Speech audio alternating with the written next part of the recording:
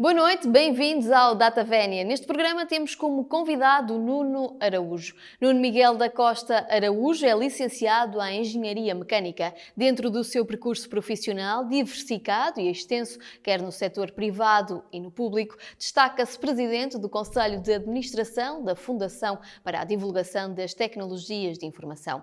Já foi deputado na Assembleia da República, cargo que exerceu entre 2009 e 2011. Integrou a Comissão Parlamentar de Assuntos Económicos, Inovação e Energia, Comissão de Educação e Ciência, Comissão de Obras Públicas, Transportes e Comunicações e, finalmente, a Comissão Eventual de Inquérito Parlamentar à atuação do Governo em relação à Fundação para as Comunicações Móveis. Entre 2015 e 2018, Nuno Araújo foi chefe de gabinete do Secretário de Estado dos Assuntos Parlamentares do 21º Governo Constitucional, assumindo a partir dessa data o Conselho de Administração dos Portos do Douro, Leixões e Viana do Castelo, APDL, na qualidade de vogal. A partir do dia 1 de julho de 2020, assume a presidência do Conselho de Administração da APDL. Nuno Araújo está hoje no Data Vénia com Paulo Ferrinho para esclarecer, entre outros temas, o papel da APDL no Rio Douro. Muito boa noite, Paulo Ferrinho. Boa noite, Nuno Araújo. Tenham um bom programa. Boa noite, bem-vindos a mais um Data Vénia. Hoje vamos falar sobre a administração dos portos do Douro, Leixões e Viana do Castelo S.A., que é uma empresa pública, nomeadamente aquilo que a APDL, como responsável pela via de navegação do Rio Douro, pode trazer à nossa região, ao que vai fazer, ao que está a fazer, e para isso convidamos o engenheiro Nuno Araújo, é presidente do Conselho de Administração da APDL S.A., e antes de lhe agradecer a sua presença e iniciarmos a nossa conversa, dizer para os nossos convidados, se quiserem acompanhar depois a base jurídica é uma área complexa, a APDL tem muita base jurídica, não só decreto-leis, como regulamentos, como portarias. Eu dou só as principais. O Decreto-Lei 335/98, que aprova os respectivos estatutos da APDL, o Decreto-Lei 83/2015, que dá à APDL a jurisdição portuária da via navegável do Rio Douro. E depois tem o Decreto-Lei, também a Resolução do Conselho de Ministros 175/2017, que define a estratégia para o aumento da competitividade da rede dos portos comerciais do continente, Horizonte 2026. O Regulamento 647/2019, que estabelece as regras e procedimentos a observar na utilização e exploração da via navegável do Rio Douro. O Decreto-Lei /24 de 2022, que atribuiu muito recentemente como gestor de infraestruturas ferroviárias do Terminal Ferroviário da Guarda e Terminal Ferroviário de Mercadorias da Guarda, da cidade da Guarda. E o Decreto-Lei número 55/2022, que atribui exatamente os mesmos poderes, mas relativamente à infraestrutura ferroviária do Terminal Ferroviário de Mercadorias de Leixões, junto à sede da própria empresa. Basicamente dizer que a APDL é uma empresa exclusivamente pública, um regime de sociedade anónima, que tem os portos de Douro, Leixões e Viana do Castelo e também a gestão da via navegável do Rio Douro, explorando economicamente a conservação, o desenvolvimento destas áreas que confluem com o Rio Douro. Tem ainda a capacidade de administração, competência de administração e exploração da rede logística de plataformas de portos secos, de terminais a roda ferroviários intermediários e dos serviços e infraestruturas conexas sob a sua gestão, nomeadamente a ferrovia agora, que é uma nova Valência. E também tem a via navegável, dizer que a via navegável são 208 km, acho que é assim, de que vai desde do Rio Douro até Barca d'Alva. Tem vários portos fluviais, tem a Sardoura, a Várzea do Douro, que também são portos comerciais, e ainda tem Régua e Lamego. São cerca de 60 cais fluviais também espalhados pelo Rio Douro. Dizer que desde 1927 existe um convênio entre Portugal e Espanha por causa do Rio Douro e a sua navegação. E dizer que a principal, tenho aqui uma dada estatística, mas as pesquisas que eu vi, havia 14 operadores, não sei se há mais de uma dezena de operadores turísticos no Rio Douro. Em 2019, por exemplo, os passageiros de cruzeiro foram mais de 1.300.000, que para terem a noção, na pandemia baixou bastante, mas o referencial é sempre 2019. E relativamente ao porto comercial, existem mais de quase 30.000 toneladas, tanto a Sardoura e em Várzea cerca de 25.000 toneladas. Basicamente, vamos começar assim a nossa conversa. Agora, vamos traduzir isto para um português mais simples. Agradecer ao engenheiro Nuno Araújo. A primeira pergunta é uma pergunta sempre mais geral, que diz: o que é que a APDL pode fazer e que ainda não fez para aumentar, destes 205 km, dar mais competitividade aos concelhos que têm o Douro como porta de entrada? Muito obrigado pela sua presença. Antes de mais, obrigado ao Paulo Ferrinho pelo convite e agradecer ao Novo Canal e dar-lhes parabéns também pelo trabalho que tem necessariamente para preparar cada um destes programas, porque de facto a legislação que está associada à APDL é bastante extensa e eu acho que não ficávamos por aí. Ainda são mais 14 diplomas. Exatamente. Mas existe um portal que queria-lhe agradecer, que o portal da APDL está muito bem feito, o porto.apdl.pt, é um portal onde está a legislação toda, quem quiser consultar poderá fazê-lo, não é? Agora, em direto à questão, nós não é propriamente uma resposta necessariamente fácil. A APDL sobretudo vai-se relacionando com a entidade do turismo Porto e Norte e com os municípios, que é quem tem mais competências para promover também o território, quer do lado de terra as duas entidades. Cabe-nos a nós, no fundo, é preparar as infraestruturas para aqueles que queiram trabalhar no Rio Douro, queiram navegar no Rio Douro, queiram promover o Rio Douro, ter as melhores infraestruturas possíveis em função das circunstâncias que nos batemos desde que recebemos aquela infraestrutura no ano 2015. O Douro ainda é uma estrutura deficitária. Não é que isto serve de desculpa para nada, é verdade, mas são factos com os quais nós temos que lidar. E por isso é que nós, em 2018, tentámos implementar um tarifário que, entretanto, teve alguma contestação, que nos obrigou, inclusive, a alguma negociação com os operadores, que acabaste de mencionar. Eu não tenho certeza do número, mas há de ser muito próximo disso. Portanto, para implementá-lo de forma gradual. Em vez de implementarmos na totalidade, implementar de forma gradual. Esse tarifário tem apenas e como único objetivo fazer face aos custos de exploração da via navegável. Portanto, todo o investimento que lá é feito é suportado por outras unidades de negócio, mais concretamente o Porto de Leixões. Ou seja, que é a única unidade de negócio dentro deste complexo gerido pela APDL que, de facto, tem receitas positivas. Portanto, e que depois, necessariamente, tem que ter que ser solidário, acaba por ir ao encontro das necessidades de Viana do Castelo, do Porto de Viana do Castelo ou então do Douro. O que é para nós é fundamental? Garantir, entre outras coisas, a questão da navegabilidade, que assenta muito na questão da segurança. E a segurança, que é um termo, eu diria, um bocadinho mais lato, mas implica termos infraestruturas adaptadas para o tipo de navio que navega no Douro, e depois aí temos navios hotel, a marítimo-turística, ou então as embarcações de recreio, que predominam em termos de quantidade. Depois garantir que há comunicações, uma vez mais também interligado com a questão da segurança, porque toda a comunicação da via navegável é assegurada pela APDL, portanto as torres de telecomunicações são propriedade da APDL, portanto a APDL tem que garantir que em toda a sua extensão, e é vasta, como acabaste de mencionar, há comunicações para necessidades de socorro. Sobretudo a questão das eclusas são extremamente perigosas. Exatamente. São 3 eclusas, é muito complicado porque pode haver acidentes nessa descarga. Peço para explicar um bocado o que é a eclusa, que é para... Exatamente,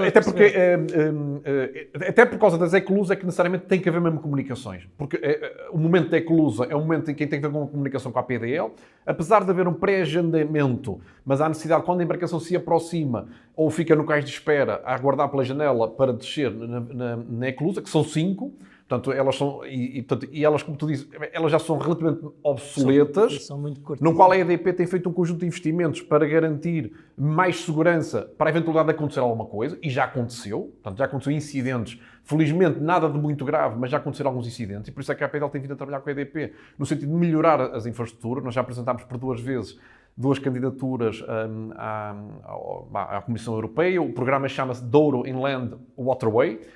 Era de 3 fases, houve 2 fases que já foram implementadas e falta esta terceira fase que, de facto, acarreta um investimento muito grande nas eclusas. Estamos a falar de um investimento de cerca de 25 milhões de euros a remodelar as eclusas, para adaptar as eclusas àquilo que é a navegação nos dias de hoje. Estes cais de resguardo que servem só para as eclusas estão em construção? As eclusas, só para explicar aos nossos telespectadores, existem 5 barragens no Douro, o barco aproxima-se, existe um canal ao lado da barragem que tem que encher de água, que demora não sei quando, 2 horas. 20 minutos, não é rápido. Uma hora, que enche para trazer o barco, e depois o navio ao nível superior onde ou vai para navegar. descer, faz a operação exatamente, inversa. porque às vezes não. Essa questão do plano estratégico, e vamos conversando, dos cais de resguardo, que era importante para o plano estratégico de 2026, como forma de garantir a segurança, como é que vocês estão a Estão todos pensar? implementados, ou seja, aquilo que estava previsto fazermos à data, que eram os tais cais de espera, os cais de resguardo, que é no momento em que a embarcação chega e não pode descer, ou porque não está na janela que tinha agendado, ou tem que aguardar porque está alguém a subir e, portanto ele tem que descer. Portanto, isso está tudo em curso, mas o investimento mais importante que nós estamos a fazer no Douro, diria eu, é a questão da eletrificação. Ou seja, conhece bem o cais de Entre os Rios, certamente. Os navios, quando estão atracados, têm geradores a trabalhar. Para além da poluição que está subjacente a ter geradores a trabalhar a diesel permanentemente durante as horas que estão atracados, é o ruído que muitas vezes provoca junto à população e o incómodo que aquilo causa. Nós fizemos um projeto piloto no Leverinho, que é junto à barragem de Costuma, que está a funcionar muito bem. Portanto, aqui já tem o tal Shore Power Connection. O navio, quando atraca, liga à água pública, saneamento público e liga à eletricidade pública. Portanto, isso traz logo garantias que não há descargas, que a água que está a ser consumida no navio é potável e é de qualidade. Ambientalmente mais sustentável. E ambientalmente tudo muito mais sustentável, porque não estão a consumir energia elétrica da rede e não está a haver qualquer tipo de poluição. O que nós estamos a fazer é replicar isto. Portanto, temos que ir entre os rios, vamos ter que ir à Régua, ou seja, tudo que são os cais, o Pinhão, Barca d'Alva, os cais que são mais solicitados são aqueles que estão sempre prioritários por parte da APDL. Acontece é que esse investimento que está em curso não acontece instalando os dedos. Não tem a ver com a nossa capacidade de financiamento, que obviamente também é limitada para investir neste tipo de infraestruturas, mas tem a ver com o facto de que a EDP, em muitas circunstâncias, não tem a infraestrutura necessária lá de terra para levar a potência requerida para alimentar os navios. Há cais que têm capacidade para ter 5, 6, 7 navios, há cais que têm menos, à medida, ou seja, em função da capacidade do cais, requer necessariamente uma potência diferente instalada. Relativamente a esta questão dos navios, para agilizar, para ver se conseguir falar ao maior número de coisas, a PDL, tens noção de quantos passageiros podem circular e qual é a riqueza criada desses passageiros via turismo pelos vários concelhos que o Douro pega? Se há estudo económico para isso, por exemplo, quanto é que aqui em Penafiel, em Paredes, ou Penafiel... Eu não tenho estudo. Não tenho porque estudo. Podia ter, esse impacto era importante. Não, eu não concordo. E é um debate interessante, até porque numa forma generalizada há sempre uma mensagem que vai passando. Nós vamos reunimos o Conselho da Navegabilidade do Douro, onde estão presentes os municípios e os operadores e um conjunto de entidades interessadas. Há sempre esta sensação que os navios passam e não deixam nada nos municípios. Basicamente O que não é verdade. Essa é a ideia que passa. Exatamente, né? a ideia que passa. Exatamente. É verdade que os operadores, eu não me cabe a mim criticar a estratégia dos operadores, acho que depois os municípios podem criar as suas próprias estratégias para estimular que os passageiros, os turistas, quando vêm e entram no seu município, fiquem no município. Os navios-hotel dá para atracar entre os rios, por exemplo, porque eu não tenho conhecimento. Dá. Sim. Que é com aquela grande dimensão. Sim, dá? pode atracar. O que cabe aos municípios, no fundo, promover programas, criar atrativos, negociar com os operadores diretamente, se for o caso, arranjar um mecanismo para que os passageiros, quando saem, por exemplo, entre os rios, vão visitar, sei lá, as Termas de São Vicente, por exemplo, o Sameiro, ou ver a Rota de Românica, ou seja, criar programas turísticos de tal forma que os turistas investam também no território onde o navio está a ser atracado.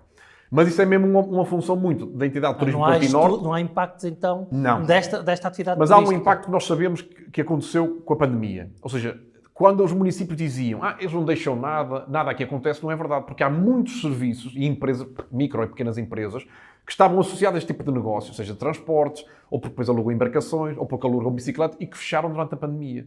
E aí é que nós vimos o real impacto. Eu não te consigo quantificar, acho que é uma proposta interessante poder quantificar quanto é que vale de facto este negócio no Douro, atendendo, porque esse 1 milhão e tal de passageiros que mencionaste, que este ano vamos ultrapassar porventura outra vez 1 milhão e tal de passageiros, a maior parte deles não sobe o Douro, portanto permanecem entre cais e entre pontos.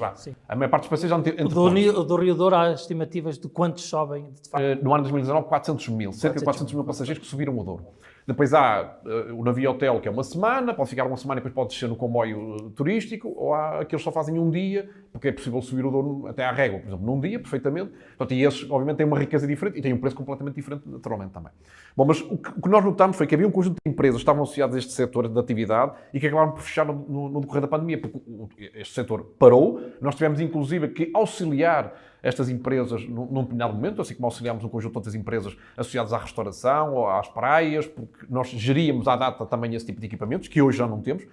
ainda bem, passou tudo para os municípios, mas esta parte ainda continua sob a nossa responsabilidade.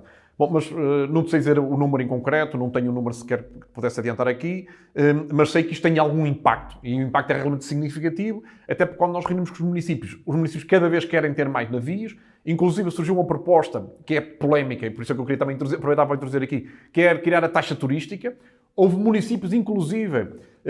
já no Porto, associado aos hotéis, mas não... O tema não é, exatamente, o tema era este. Porque é que o hotel que está em terra paga e o hotel que estava no lado do Rio... Mas só conheço o Porto, acho que não há mais nenhum município com taxa turística. Além não sei se Gaia está a cobrar...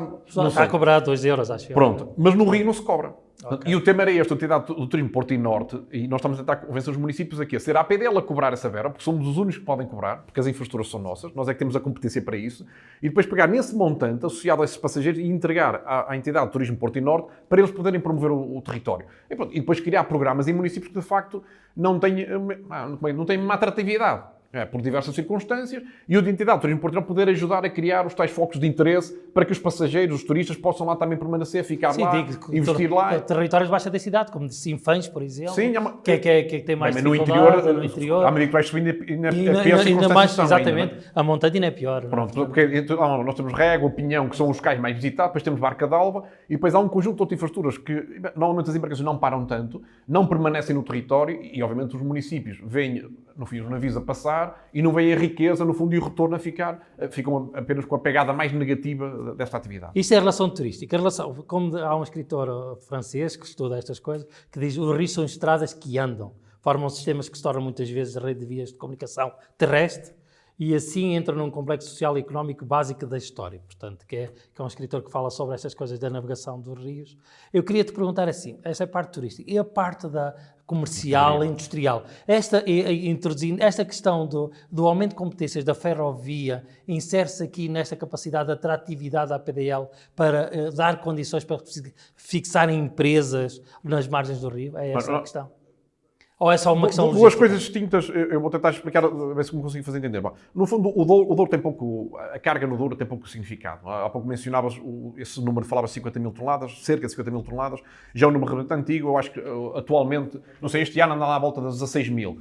Mas não é importante. 2021 dá Porto Comercial da Várzea, 20.545 toneladas. Pronto. Que eu tenho aqui. O que é realmente pouco. O Porto de Sardora, está zero. fechado. Zero. Estava encerrado. Trago aqui a estatística. Exatamente. Ou seja, o número mais importante é pouco. Por exemplo, para um porto que movimenta 15 milhões ou 16 milhões de toneladas, falar em 15 mil toneladas ou 20 ou 50 mil é insignificante face à quantidade total que nós movimentamos. Sim, mas se nós acrescentarmos, Nuno, se acrescentarmos o vosso plano, a vossa estratégia para a via navegável e colocares, vocês têm um plano de cenário base e cenário otimista, com minério ou sem minério, exatamente, que aumenta para 2026 247 mil toneladas a serem navegadas no Rio Douro, é uma coisa muito grande mesmo. A restrição qual é? É que esta candidatura que eu te falei do Douro Inland Waterway, que já teve 2 fases aprovadas, entre outras coisas, permite a navegação noturna, melhoramos as comunicações, esta parte do Shore Power Connection, um dos projetos estava associado a isto, foi financiado pela Comunidade Europeia, falta o montante maior, que são cerca de 100 milhões de euros, que é para modernizar as eclusas e alargar o canal. Porque uma parte significativa do canal, na zona do Tua, por exemplo, não tem calados suficientes, nem largura suficiente para, por exemplo, para uma embarcação passar pela outra. Não sei se já teve a oportunidade de passar na zona da Régua, sim, logo acima da Régua, se for num navio deste género, é estreitinho e vê o fundo. Se espreitar na borda do navio, vê o fundo. Portanto, e o projeto contempla alargar isso. Porquê? Estas embarcações, para ser rentável este negócio de transporte de mercadorias no Douro, as embarcações não podem ser pequenas, ou tipo barcaças. Portanto, tem que ser embarcações de 2.000 a 2.500 toneladas. Portanto, e chegam à Régua e não passam. Por isso é que em Lamego podemos ter mercadorias, em Sardora podemos ter mercadorias, em Várzea podemos ter mercadorias, acima do Lamego já não é possível ter este tipo de embarcações. E tem viabilizado projetos como a questão do minério, que seriam importantes. Mas já o minério? Ou era só, isso era uma expectativa? Não, o minério existe, mas não navega no Douro, porque a infraestrutura não tem capacidade de responder. Porque aqui era basicamente uma expectativa acrescendo, mas a expectativa de 4 milhões de toneladas de minério era mesmo a ferrovia não tem capacidade de responder a esta necessidade, porque a ferrovia tem limitações também do ponto de vista da infraestrutura. Ou seja, os 2 bottlenecks persistem, quer no Douro, que nós estamos a tentar eliminar investindo, alargando, portanto, só para ter uma ideia. Esta parte de alargar o canal e aprofundar o canal, estamos a falar de 60 milhões de euros, que é impossível para a PDL com receitas próprias, portanto, fazer este tipo de investimento, tem que ser mesmo com fundos comunitários. E mesmo para a EDP, que vai fazer o investimento nas eclusas, independentemente de haver fundos comunitários ou não, é uma questão de calendário. Ou seja, se nós conseguimos ter esta candidatura de forma positiva, a EDP acelerava o investimento nas 5 eclusas ao mesmo tempo.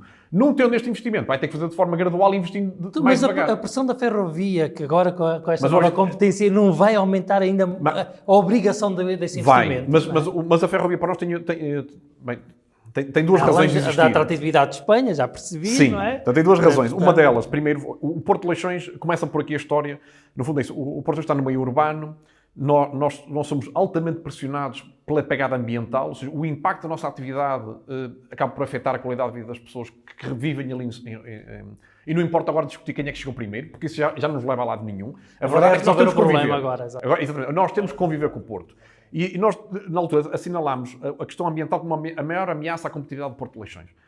E começámos a preparar-nos para aumentar a capacidade. O Porto de Leixões, que hoje tem capacidade, se falarmos em teus, para movimentar cerca de 850 mil teus, nós acreditamos que daqui por 10 anos terá o dobro da capacidade em função dos investimentos que estão a acontecer. Mas isto não pode significar, por exemplo, duplicar o número de caminhões. No Porto de Leixões entrou cerca de 1.500 caminhões todos os dias. E nós já temos algumas medidas que são únicas no país, até mesmo no contexto europeu. Em Leixões, por exemplo, já só entram caminhões Euro 5 e Euro 6 para nossos telespectadores.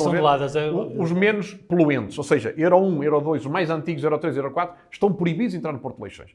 Portanto, este tipo de medidas que implementámos foi exatamente para diminuir a nossa pegada ambiental. Porque o nosso compromisso, no fundo, foi 2035, zero emissões, ou neutralidade carbónica. Não é zero emissões, diferente, é neutralidade carbónica. Exatamente. E como vamos aumentar a capacidade, duplicar a capacidade, nós temos que passar obrigatoriamente uma parte deste aumento, uma parte significativa deste aumento para a ferrovia. E foi aí que lançámos o desafio AIP. Mas porquê é que esta infraestrutura, começámos com a IP de Leixões, com a infraestrutura de Leixões, porquê é que esta infraestrutura que está aqui ao nosso lado, que tem uma barreira física, uma rede, uma vedação mesmo, e dizemos assim, porquê é que isto parece uma coisa, está dentro do Porto de Leixões, parece um enclave dentro do Porto de Leixões, porquê é que não é gerido por nós, está a ser gerido por outra empresa pública? Não nos fazia sentido. Aliás, isto chegava mesmo a ser ridículo. Só para dar apenas este exemplo para quem nos está a ouvir.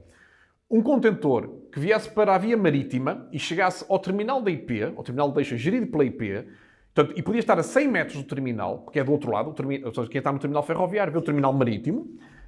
Para o contentor vir para o terminal marítimo, tem que sair, ir à via pública, é o único tráfego de mercadorias pesado na cidade, mas ainda é associado ao terminal ferroviário. Tinha que ir à via pública, percorrer 18 km para entrar dentro do Porto de Leixões. Porque o Porto de Leixões já estava tecnicamente lá dentro. E no fundo, tecnicamente já está lá dentro. Ou seja, exatamente. Esta questão permite não só baixar os custos associados a esta operação logística, andar a carregar o conteúdo de um lado para o outro, a vedação vai desaparecer, portanto aquele terminal terá as mesmas características que o terminal marítimo, no fundo é incorporar rodovia, ferrovia e a parte marítima num único terminal, portanto a intermodalidade será completa, não é? Terminal logístico. O terminal logístico como deve ser, portanto, e permite-nos fazer aquilo que disse há pouco, que é este aumento, a nossa infraestrutura rodoviária não suporta um aumento crescente de caminhões. Portanto, nós temos mesmo nem o Rio, nem o próprio Rio. Não. Vindo da Guarda, por exemplo. Como é que... Não, o tema é a ferrovia... a ferrovia... É só para dar um pouco...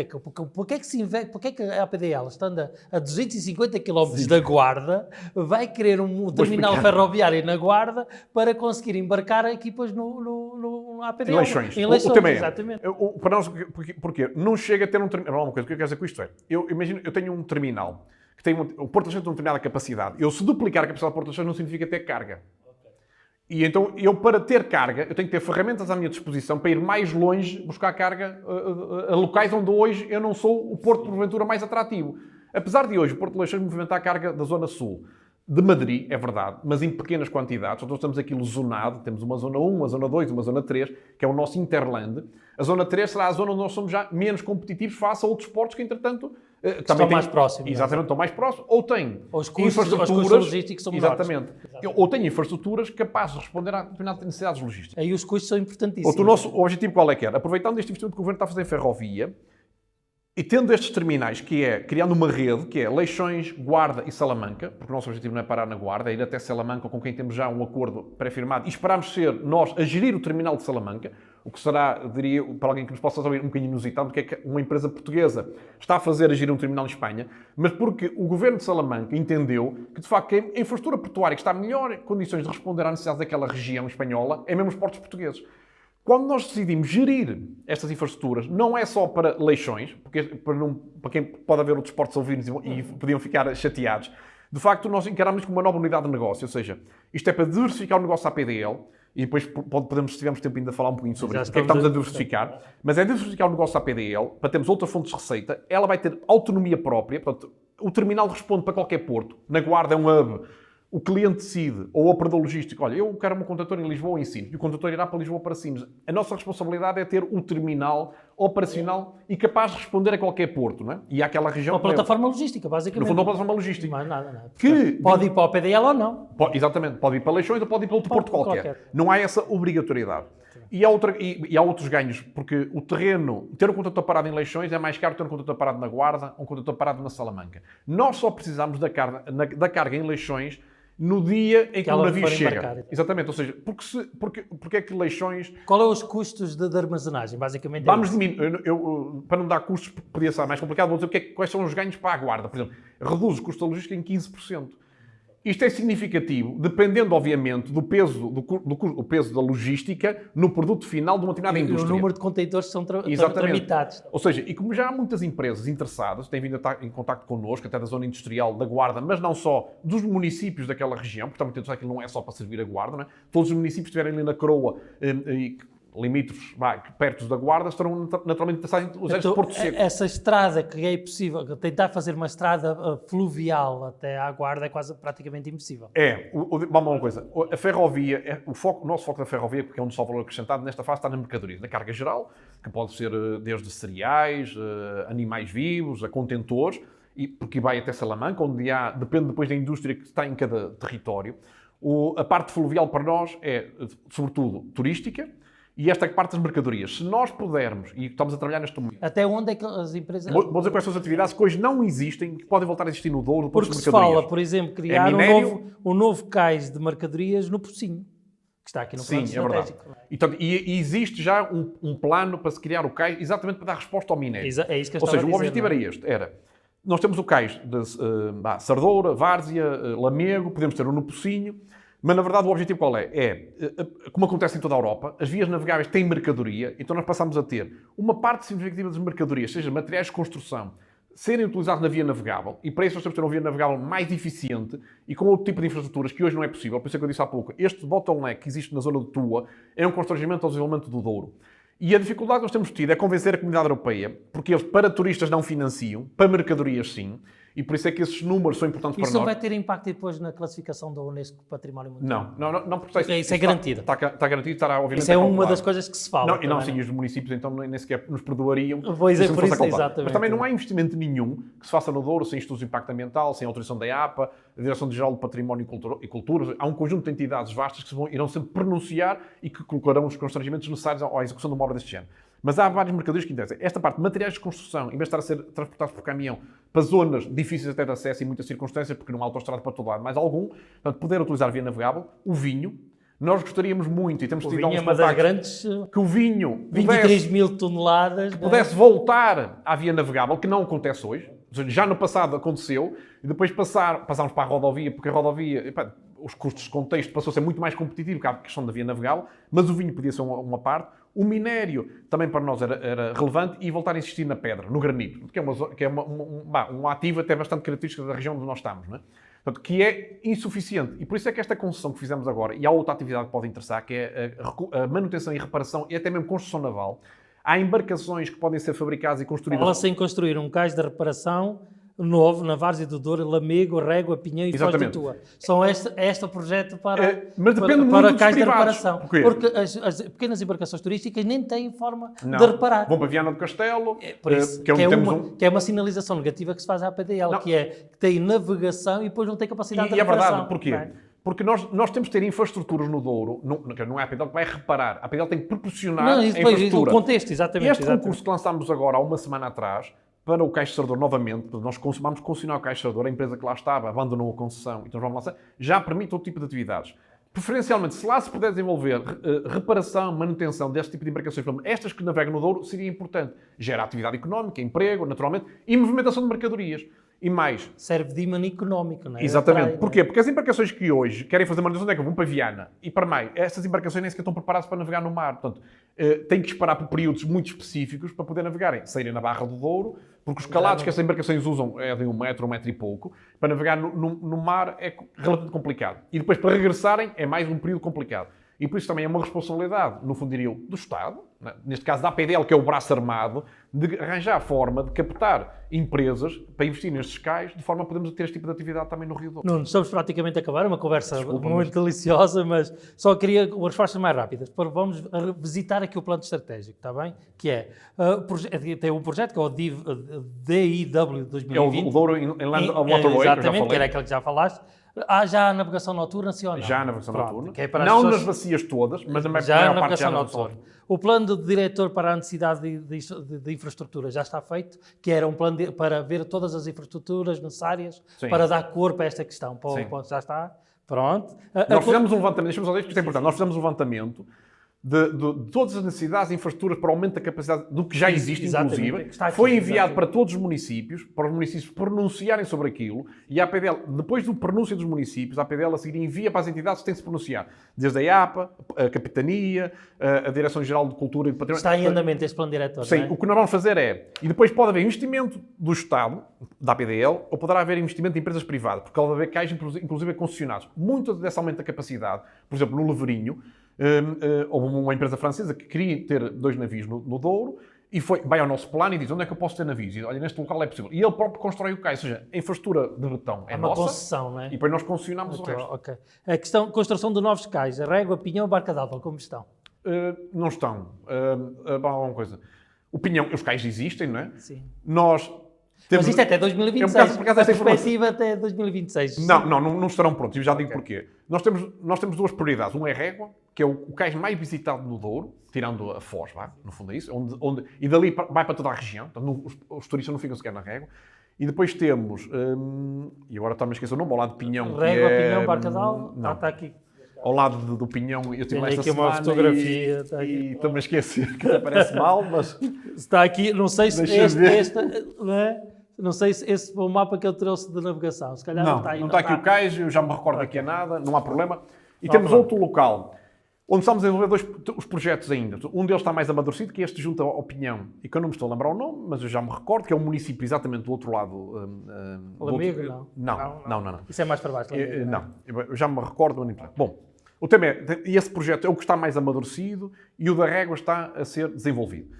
Mas ainda estamos a articular com o município, um conjunto de valências, o que é que o projeto deve ter ou não, porque depois aquilo não é só ter um projeto para embarcações, depois há atividade turística, há pequenas e microempresas que querem ter espaços para comercializar produtos regionais, e este é o diálogo que ainda estamos a ter. E estes serão os projetos que são mais amadurecidos, mas para os quais a PDL não tem verba para investir. O que nós estamos vindo a fazer... Precisa dos privados, então. Privados, ou então o próprio município. Candidatar-se a fundos que venham das comunidades intermunicipais, por exemplo, que estão agora a ser discutidos no âmbito 2030. Mas não financia o turismo, como há bocado disseste. Não. Tinha era que ser para a parte comercial e industrial. Não, porque a infraestrutura que hoje está ou mais obsoleta, quando tem a ver com segurança, nós investimos logo. Mas quando queremos aumentar a capacidade, o desafio está a trazer para este desafio também os municípios. Porquê? Porque é do interesse deles. Se eu hoje tenho um sítio onde tenho apenas uma embarcação, e posso ter 3 ou 4, isso somente traz mais capacidade, mais turistas, mais passageiros. Isso pode acarretar mais restaurantes, junto àquele local, como já existe vários ao longo do Douro. Pode trazer... comercial e industrial, exatamente. Portanto, este é o objetivo que nós queríamos... Nuno, estamos a quase a acabar. Cais de resguardo, quantos e para quando? Não sei dizer quantos, não venho preparado para essa pergunta. Mas sei... Não, que é por causa das eclusas? É uma questão de segurança, ou seja, exatamente, eu acho que está tudo concluído. Mas o exercício é fácil de perceber. Portanto, a montante e a jusante de cada barragem tem que ter um cais de espera. Não há problemas de segurança. Não há. O Douro não há, e é onde nós temos feito, canalizar todo o investimento, é tudo para questões relacionadas com a segurança e a parte ambiental. E o novo cais de mercadorias no Pocinho? Para quando? Sim, não? Depende. Está aqui também do plano de estratégia. Nós, o que é que nós fizemos? Nós definimos o local, estamos a tentar fazer um layout para aquilo cai numa zona de património protegido, Nós estamos a fazer um layout para perceber junto às entidades, antes de avançar qualquer coisa, se aquilo terá pernas para andar. Portanto, se tiver pernas para andar, porque assim, nos planos a gente pode escrever o que quiser, não é? Depois é preciso que ele seja execuível. Não fui eu que fiz. Eu sei. Isso é anterior a mim, inclusive. Eu sei, 2017. Mas já foi atualizado. Foi atualizado em dezembro de 2019. Exatamente. Embora tenha sido Nós atualizamos 2017. porque a ferrovia não existia praticamente. Ou seja, a ferrovia não era estratégico nesse plano estratégico e nós mudámos um conjunto de coisas. Mesmo, mas tem a ver mais com leixões, inclusive. Não vale a pena. Hoje não é o tema. Hoje é mais outro o dia. navegável. Bom, mas o objetivo é este. Exatamente. Nós, o Pocinho é o produtor local que está mais atrasado e que não temos infraestrutura. Portanto, dependerá se o negócio avançar, portanto, o negócio do minério avançar e necessitar de resposta de infraestrutura, porque atualmente ele funciona com caminhões. Como é que a ferrovia vai responder a esta necessidade? Porque para poder escoar grandes quantidades deste tipo de minério para realizar aquele projeto, tem que ser rodovia, a parte fluvial e a parte ferroviária. Apenas os três em conjunto serão possíveis. Daí o tal plano diretor de necessidades infraestruturais. Exatamente. O que nós estamos a fazer é, definimos o local, estamos a fazer um layout para perceber da possibilidade de instalar o cais e depois é preciso arranjar investimento, que só pode acontecer se a parte do minério vier mesmo a acontecer também, porque senão não vale a pena estar a investir para nada, não é? Sim, porque a perspectiva de transporte de minério são muitas E há toneladas. muitas empresas privadas. 4.848.000. É Nós temos duas empresas privadas já interessadas em fazer o transporte. Essas próprias empresas, que são operadores normalmente habituados a movimentar cargas, e já estão interessados, e eles próprios fazem os investimentos também, mesmo que for necessário criar um cais, desde que a APA, por exemplo, permita e que tenhamos luz verde do ponto de vista ambiental, depois as próprias projetos podem construir essa infraestrutura. Estamos praticamente a acabar. A última pergunta é sempre a pergunta desconfortável, mas simpática. Pergunta desconfortável, também é uma curiosidade que trago aqui, é assim. O Conselho de Administração, segundo o artigo 9 dos Estatutos, é o Presidente e 3 vogais. Sempre teve preenchido como Presidente os 3 vogais. Neste momento só existe 2 vogais e um Presidente. Aumentou o número de competências. É sinal que as pessoas que estão no Conselho de Administração se transformaram ainda mais inteligentes do que aquilo que estavam antes. Não, exatamente ao contrário. Posso dizer ao contrário. Eu acho que posso confidenciar isto, não é nenhum problema. Eu venho há muitos meses a pedir mais um administrador. Ok. Portanto, autorização porque é a para primeira isso. vez que a PDL não está... E é verdade o que estás a dizer, ou seja, é muito trabalho para a equipa que hoje temos. Portanto, é verdade, é que nós mudamos a macroestrutura da própria PDL para dar resposta a estes desafios atuais.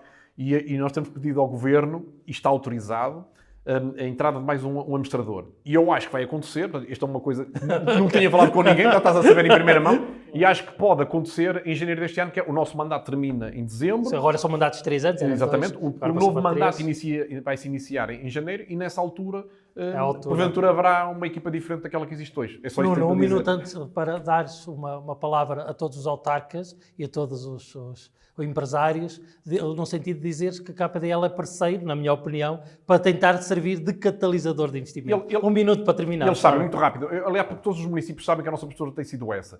Em muitas circunstâncias, nós já explicámos aos municípios quais são os nossos constrangimentos do ponto de vista financeiro, as dificuldades que temos, mas estamos conscientes do necessário investimento para dar mais resposta aos operadores que cada vez são mais, que querem estar a trabalhar no Douro, porque esta atividade económica social do Douro tem vindo a crescer todos os anos, de facto. A pandemia foi, de facto, a exceção. Mas está a recuperar muito rápido. O que nós estamos vindo a fazer a todos os municípios é, em muitas circunstâncias, os próprios municípios que se candidatam a fundos, no outro dia, no município de Santa Maria da Feira, que também é banhado pelo Douro, havia uma candidatura que éramos nós que a fazíamos para um cais e que vinha sempre chumbado, foi chumbada 2 vezes. O município pediu-nos o projeto, nós demos o projeto ao município e eles candidataram-se e ganharam. Com uma responsabilidade, quem faz a comparticipação nacional é a APDL. A todos eles nós temos sido coerentes. Todos os municípios que tenham capacidade de investimento e que se possam candidatar a fundos comunitários e que tenham projetos, ou que peguem nos projetos elaborados pela própria APDL, porque a APDL não se importa e tem essa responsabilidade também de fazer os projetos, tem competências que os municípios não têm de obras fluviais, vá. Nós comparticipamos depois, porque aí é mais fácil para nós canalizar os nossos recursos internos para este tipo de investimentos. E estamos sensibilizados para criar aquela taxa, que parece também importante, não para que esse valor vá para os municípios, porque isso parece um pouco razoável, mas que seja, por exemplo, uma entidade regional que possa receber essa verba e que depois possa ser utilizada para promover o território. Porque, de facto, a entidade do Porto, do regional, do turismo do Porto e Norte, é deficitária face àquilo comparado com a de Lisboa, que tem orçamentos de 40 milhões de euros e aqui tem de 4 milhões de euros. Isto é uma forma de nós contribuirmos e estamos solidários, não é uma questão de obrigação que decorre da lei.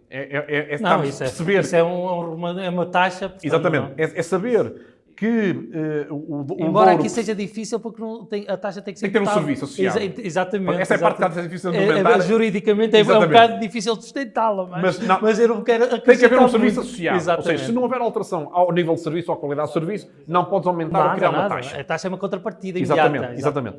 Esse é o debate que nós estamos a ter com os Exatamente, operadores neste momento, que exatamente. são contra, não é?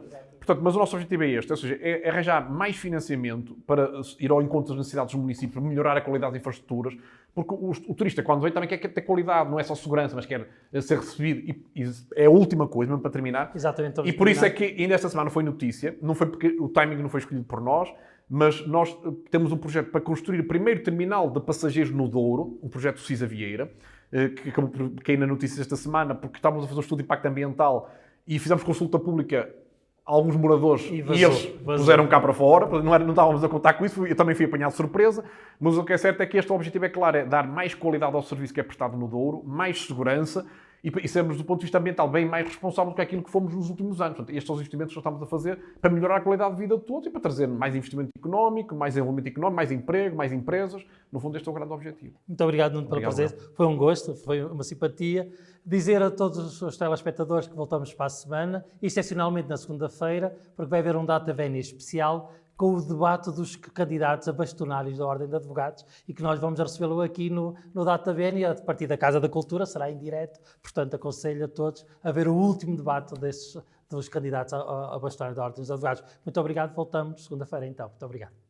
Foi uma honra ter na nossa companhia hoje Nuno Araújo para nos ajudar a esclarecer, entre outros temas, o papel da APDL no Rio Douro. Quanto a nós, já sabe, pode ver e rever estes e outros programas em novumcanal.pt. Tenha uma boa noite e um bom fim de semana.